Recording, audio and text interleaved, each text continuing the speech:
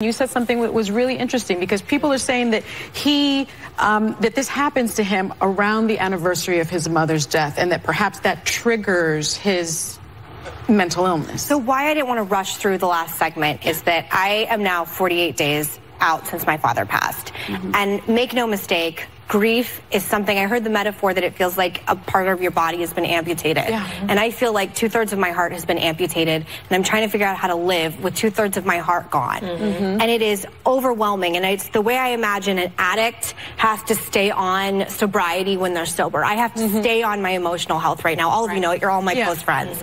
And I think when I see someone like Kanye, I just felt compassion that he doesn't have the same kind of support that I do. I have friends, I have God, I have pastors, I have my in-laws, I have my husband, I have therapists, everyone holding me and carrying me through this. And when I saw him yesterday, a lot of people were saying his mother died, he reacted this way. And also, much like you're not growing up with a father, I don't want my father's death ever to be a crutch for bad behavior for me. And that's really important to me. And it's a really hard thing to talk about, and it's a really hard thing to open up to. But when I came back on the show, I knew it would be important because there are other people who have lost parents. And I do wonder, like you said, where is the love and support in his life? Not even to just not from let his him family, do this but manic. well, why wasn't the White House, though, there was no thinking more broadly about it to say, you know, it was a spectacle for them. It was interesting, the optics that you had the president behind the desk, which never is when he has a guest in the Oval Office. It felt like they were using him. Well, that's what was sad to me, is if they knew that this could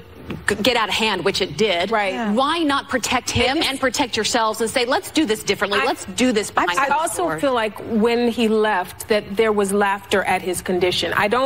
This is a man that has mocked Dr. Ford, a disabled reporter, every person everyone has a name. Kanye now has a nickname. I know that he has a nickname, and it's something that he calls him with his little buddies, and maybe with Jared and Ivanka, they had a little laugh at his expense because that's what he does. And I feel like that's our shame because no one's helping.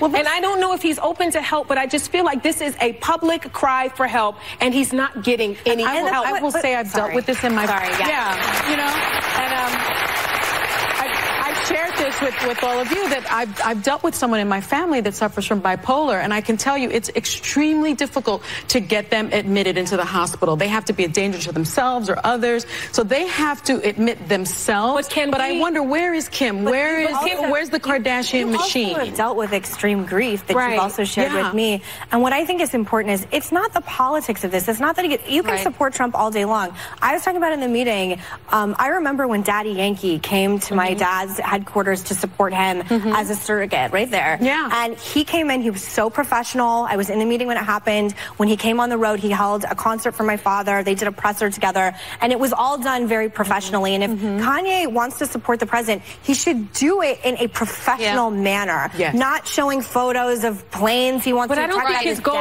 is to support the president. His goal is to get attention and to talk about what he wants to do. It was what we were seeing were a mirror image.